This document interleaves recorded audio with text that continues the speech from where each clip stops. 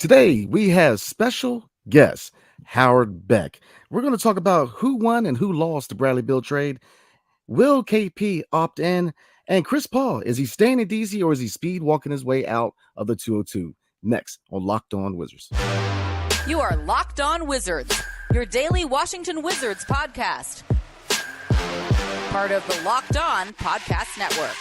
Your team every day.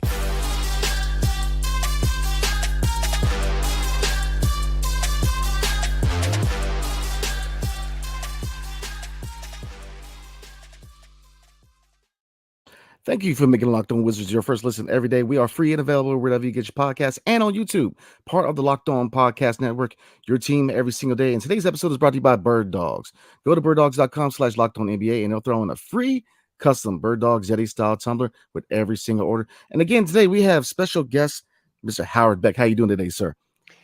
Doing well, Brandon. How are you? I'm doing well. So we're going to dive right into the biggest news with the Washington Wizards right now. Bradley Beal was traded to the Phoenix Suns. So in your eyes, who won this trade, who lost this trade, and who's to blame for the return that the Wizards got from Phoenix? Well, I'll put it this way. There is a basic rule of thumb in the NBA that whoever got the best player in the deal won the trade. That's the kind of the general rule of thumb. But it's not across the board. And I think this is, in fact, one of the cases where I'm not going to say the Wizards won the trade. I don't know that anybody won the trade. It may be years before we know who won the trade. Listen, if the Suns win a championship with Bradley Beal alongside Kevin Durant and Devin Booker, great. The Suns won the trade. And the Suns will have accomplished exactly what they set out to. But at a glance, and there's a lot still to come here, right? Like the Suns still need to build out the rest of their roster. The Wizards still have other things to do. They need to figure out if they're going to expand the deal and send Chris Paul somewhere else. Maybe they even send Landry Shamet somewhere else. There's a lot of moving pieces still. But forget wins and losses, who won the trade, lost the trade.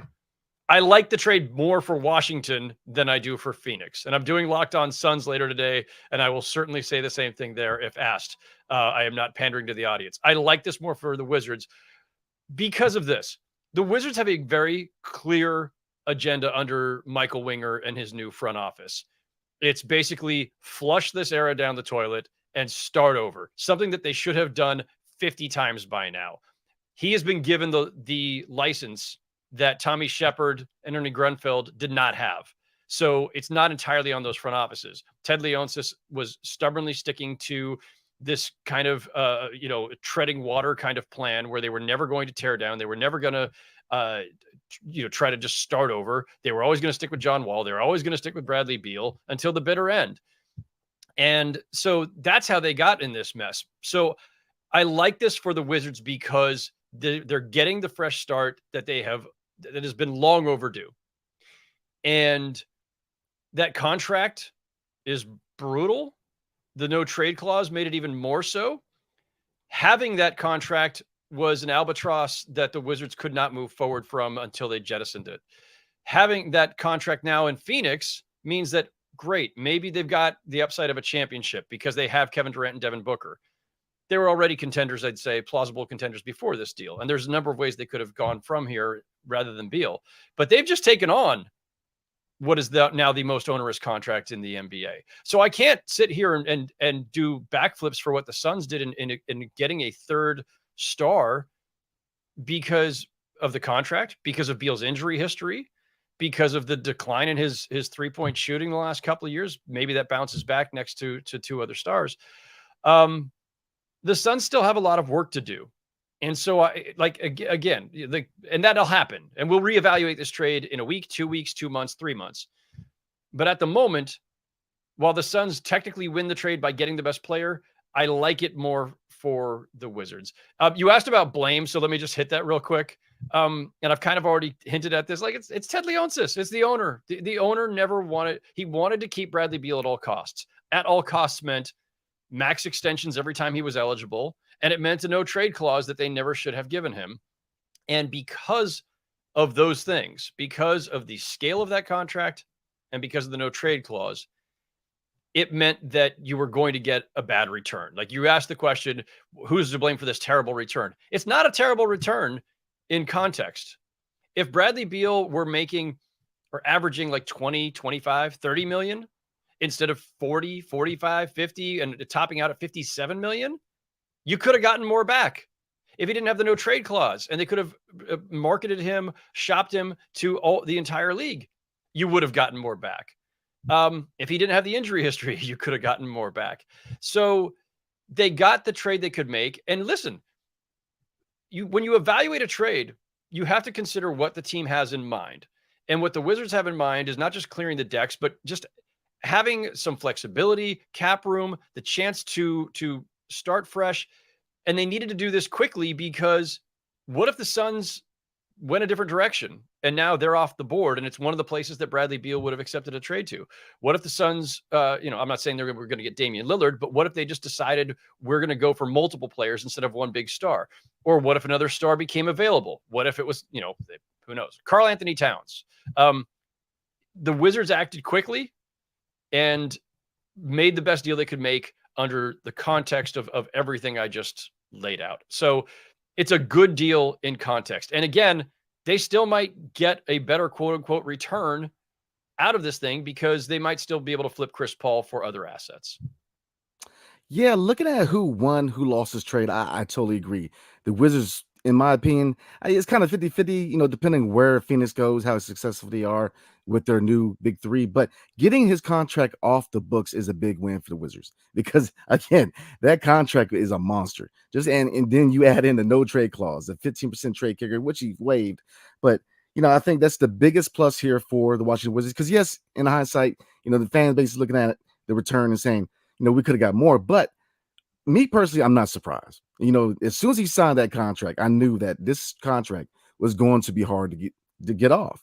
Just because of the amenities that comes with it. And then you add in the fact that he chooses where he goes and he chooses what he gets traded for. I mean, there's a lot of power given to a guy that, no disrespect to Bradley Beal, but he's not a number one option. So, and if you look at the short list of one guy in the NBA who has a no trade clause, that just further makes you scratch your head to why would you give this guy that amount of power?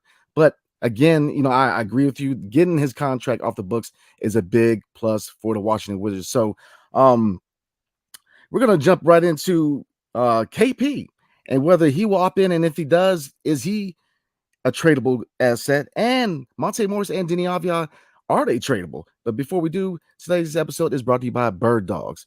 Now, Birddogs can make you look good. Birddogs stretch khaki shorts are designed to fit slimmer through the thigh and leg, giving you a truly sculpted look. Birddogs shorts do the exact same thing as Lululemon, but fit way better. They fit way better than regular shorts that are made of stiff, restricting cotton. Birddogs fixes this issue by inventing cloud knit fabric that looks just like khaki but stretches, so you get a way slimmer fit without having to sacrifice movement. So go to birddogs.com/LockedOnNBA for a free Yeti-style tumbler with your order. That's birddogs.com/LockedOnNBA for a free Yeti-style tumbler. You won't want to take your Birddogs off. We promise. Don't miss the Locked On NBA Draft Live on Thursday night. Pick-by-pick analysis from our stable of local NBA hosts, national reaction from our NBA Big Board hosts, and live check-ins from inside the NBA Draft. Locked On NBA Draft Live, starting at 7:30 Eastern Time on Locked On NBA YouTube page. So we're going to climb right in with a couple of names that have been mentioned to be, tradable for the Washington Wizards going forward. We're going to start with Kristaps Porzingis now. Obviously, he's on a player option. So if he opts in, is he a candidate to be traded by the Washington Wizards, or are they going to wait to the deadline, or how do you see this unfolding? Unclear. Obviously, a lot right now is in Porzingis' hands because he's got the player option. So I don't know which way that's going to go. I mean, if he's a free agent, he's not going to make the $36 million that he's due. So if he opts out of that, I don't think he's getting $36 million in a starting salary, but he's 28 or so, middle of his prime, coming off one of his best seasons, but has the injury history that he does. And, every player has to handle this a little bit differently. If you have a history of injuries, of serious injuries, and health concerns have played a big factor in your career, sometimes you're better off with just long-term security. and you forego the 36 million, but you sign like 4 years, 100, 4 years, 120, whatever someone's willing to give you.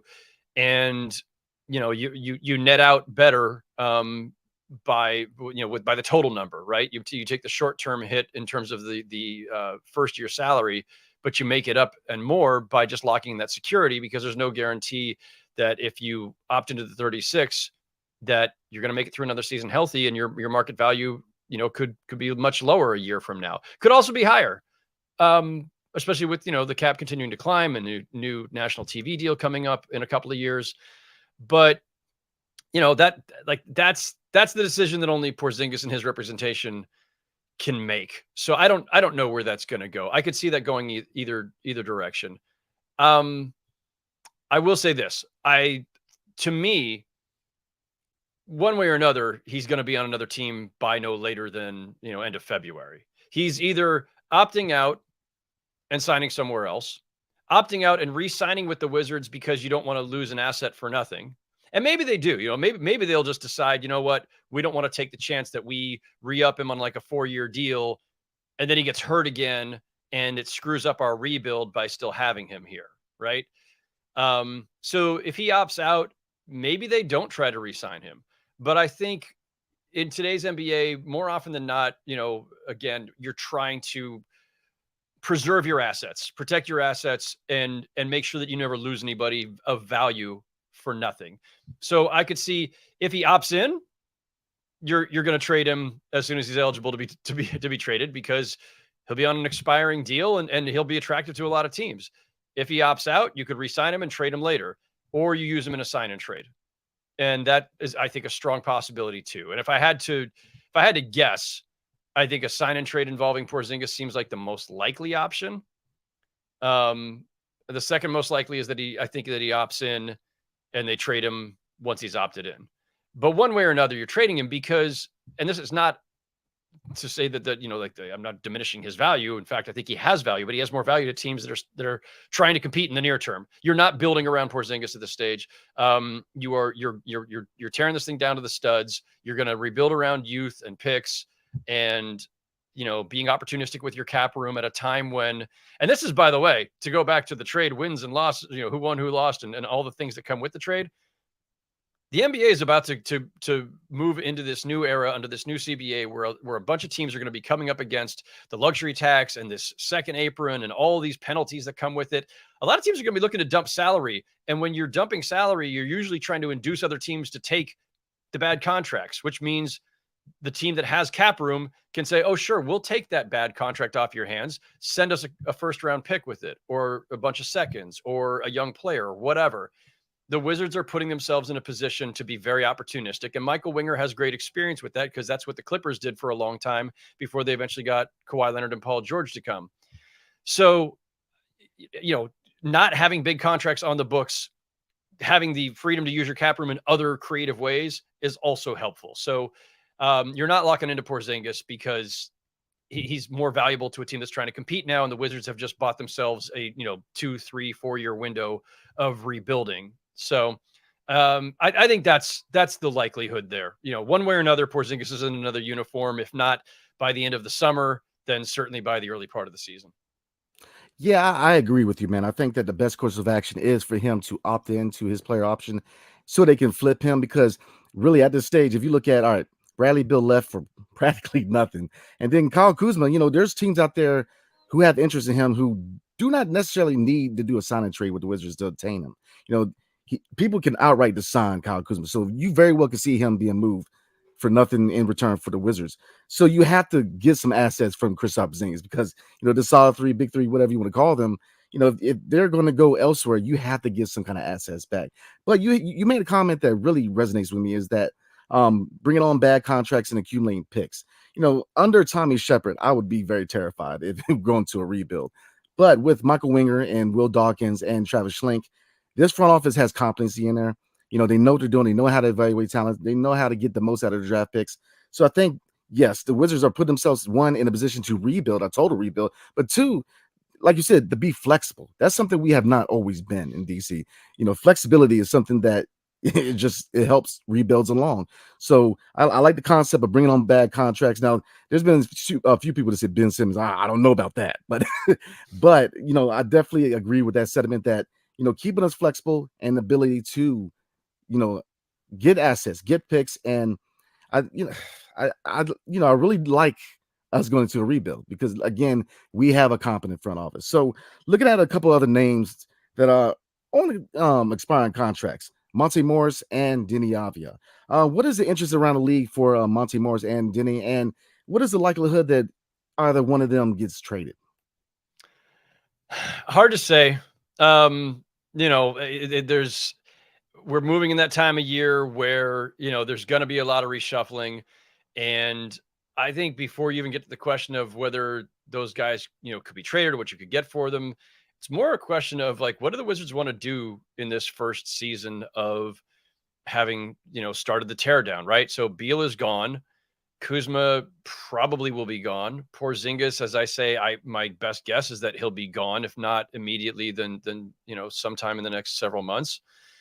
And but you still have to have players on the roster, and there's a minimum salary, a minimum payroll that you have to meet by NBA rule too, and they've strengthened those rules under the new CBA too. So you got to pay somebody, and you got to have a semi-competent team out there. You're not going to go 0-82. So, and you also, when you're rebuilding, you're going to decide, hey, look, we've got some young players we're intrigued by. Let's keep around this guy, add these guys, whatever. Deni Avdija's an interesting young player. Would he be more valuable to a playoff team right now? Sure. Would there be interest in him if they made him available tomorrow? Yeah, I have no doubt there'll be interest in both those guys. Monte Morris has been a really good backup and part-time starter in this league. He had some really good years in Denver before the trade to Washington. So sure, like if they want to make them available, they could get something. I can't tell you what right now. But you also have to have some young players to actually, run out there and play games. It's you can't just go with an empty roster. So Avdija, there is incentive to trade him now because he is extension eligible. He'll be a restricted free agent next summer if he's not extended. You probably, as a rebuilding team, don't necessarily want to go big on a decent and promising, but still, not a star, right? He's not a star player. So how far are you going to go? If he's of more value to a contending team, then you can get something great for him and put the onus on that team to decide what he's worth and how much of an extension. That would make some sense. So again, nothing's going to surprise me if they kept Avdija around for at least another season and just see how he evolves and whether they want to invest in him as a piece for the future. That would be one way to go about it. Trading him now before you have to deal with the contract would make a lot of sense. Monte Morris, a little bit different situation, but again, like it's just a matter of what opportunities they see. My best guess is if teams are calling the Wizards to say, hey, who's available? It's probably everyone. And then it's just a matter of whether or not you think there's a good deal to be made. Yeah, looking at Monte Morris, I think a lot of it has to do with Chris Paul, obviously, because, and we're going to talk about Chris Paul in a minute, but obviously, the Wizards saying that they're not really in a hurry to move Chris Paul. So I think what they do with Chris Paul dictates whether Monte stays, because again, he's on an expiring deal. So, if you end up flipping Chris Paul, then you can bring back Monte for 1 year under a rebuild. But looking at Deni, I can look at both outcomes. I can see them moving him to get some assets back for him, to get some value out of him if they don't intend in re-signing him. But as a young guy Deni Avdija can defend at a high level. He's a jumper away. He needs to learn how to use his left hand. He needs to learn how to finish through contact. But, he's a young talent that they can now develop. They don't have to worry about trying to mix him in with veterans and trying to go for a playoff push. Now you have the time to kind of give him those minutes and help him along. So, I can see both outcomes, him staying and maybe being flipped at the deadline. It's very interesting. But I think the big key word that you brought up is flexibility.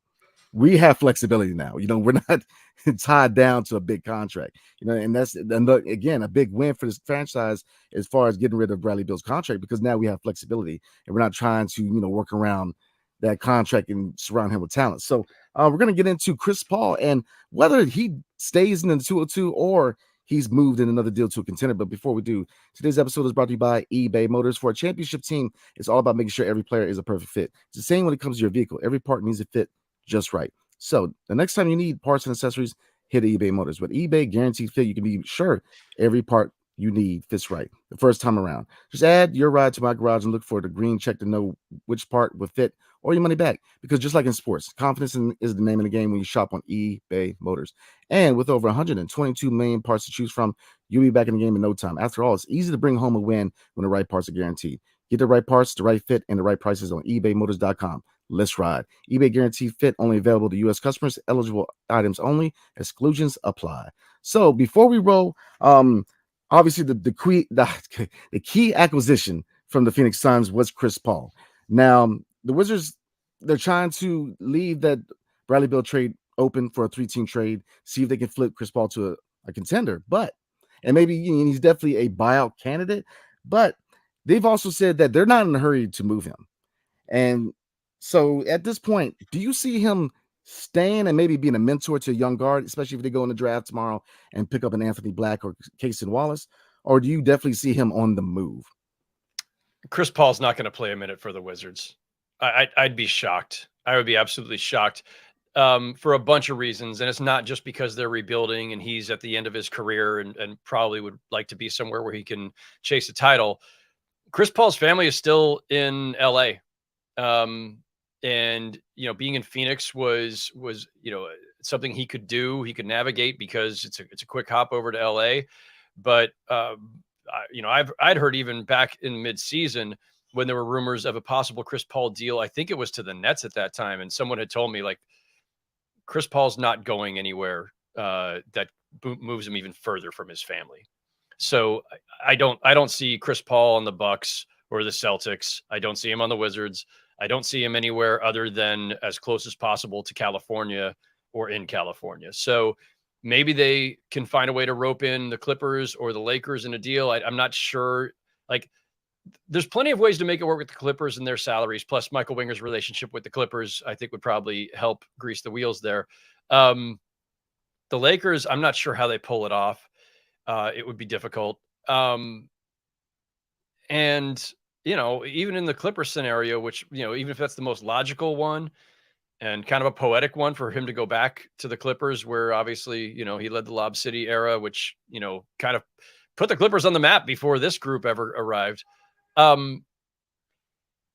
It's tough because they're still trying to figure out Russell Westbrook. And if you're bringing back Russell Westbrook and paying him whatever you can figure out to pay him, because it's a difficult needle to thread there too, then what is Chris Paul in that scenario? Backup point guard behind Russ? Or are you bringing in Chris Paul and saying goodbye to Russ? Like, I can make the case either direction, but given the erosion in Chris Paul's overall game and his lack of availability sometimes because of age and health, I don't know. But the LA teams seem to me like the most likely landing places. And if they can't expand the trade and do it that way, then I think eventually there's a buyout and he goes wherever as a free agent on probably a minimum deal. But, they can also wait, right? Like they can not expand the deal, keep it as a 2-team deal, bring him on and say, listen, we're going to flip you at some point. Just, be patient. He may be clamoring for a buyout and being able to be a free agent, pick his spot, but it's in the Wizards' benefit to, take their time and see if they can find a way to redirect him, whether as an expanded deal or whether it's a separate deal down the line, but before the season starts. But yeah, like I say, I'd be shocked if he ever plays for Washington. Okay. Like I said, it's kind of flip side of the same coin. If he stays, especially if we get a point guard in the draft, I would like to see, because let's be real, Chris Paul is going to be a Hall of Famer. I mean, he's going to go down as one of the best point guards in the game. So if you have a young guard, you definitely want a guy like Chris Paul mentoring your young guard. But like you said, his family's in LA, and just I don't see him here. I'm with you. I don't see him suiting up. So before we roll, now that Bradley Beal is a Phoenix Sun and they formed a big three with KD and Devin Booker, how do you think the Phoenix Suns can challenge Denver, or you think they're not there yet? I'll definitely be talking about this on Locked On Suns today. On some level, it's too soon to judge because the Suns still have a lot left to do. We haven't even gotten to free agency yet. We haven't even gotten through the draft yet. But, in another couple of weeks, we'll know a lot more. Are the Suns simply re-signing all of their free agents? Is there anything that they can do with what little salary cap flexibility they have to get anybody else? They're pretty locked in. Are they flipping DeAndre Ayton or are they keeping him? There's still a lot of questions. And hey, listen, if the Phoenix-Washington trade expands to include other teams, who knows? Maybe the Suns are still getting something else in return, in terms of some ancillary pieces. I don't know. I don't mind the fit of Beal with Durant and Booker. I'm more concerned about all the other holes they still have. And those holes, again, might be filled in the next few weeks, but who's the point guard? Or will they even have a point guard? Do they need one? Maybe it's just some combination of Durant, Beal, and Booker initiating the offense. And I think it could be a perfectly fine way to go, but I'm curious about it. Who's going to be their go-to defender to take on the other team's best perimeter player? Probably not one of those three guys. So they could use some defensive wing help. And maybe they're just re-signing Torrey Craig. There's just a lot of questions. And as long as there are that many questions, it's hard for me to say, they're going to be in a position to knock out the Nuggets. The Nuggets are a more complete team. They're a team that's been together longer. They're a team that has, if not a great defense, they've got some really good defensive players. And they've already shown they can do this at the highest level. They just won the championship. So I'm not about to vault any team over them based purely on marquee value, especially when the Suns have as much volatility with those three as they do, because Durant always misses a ton of time and Beal always misses a ton of time. And even Devin Booker the last couple of seasons has missed a ton of time because of injuries. So maybe the Suns are inching closer, but I'm not ready to vault them into the number one spot. Yeah, I think all roads in the West go through Denver. So I think, like I said, the offseason is just now unfolding. But Denver, look, the champions, they're a hard act to follow in the West. So again, we're going to go ahead and roll there. But appreciate your time today. Definitely appreciate you coming on. Do you have anything you need to plug before we roll? No, just the usual stuff. You can find all my writing at gq.com, and you can also find it on my Authory page. That's author with a Y on the end. So authory.com/Howard Beck. All my writing is there. And of course, I continue to bounce across the Locked On network, and we'll be on Locked On Suns later. Yes, sir. So again, appreciate your time. Thank you for making Locked On Wizards your first listen every day. Every day is tomorrow is draft day. So we're going to do a live video tomorrow to cover the draft picks that the Wizards made. So again, Mr. Howard Beck, appreciate you for time and